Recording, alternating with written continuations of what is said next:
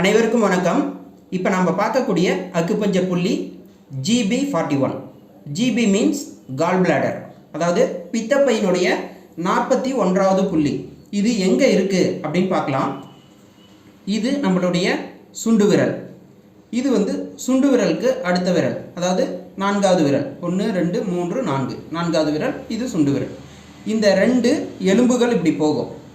இந்த 2 எலும்புக்கு நடுவில் ஒரு கேப் வரும்.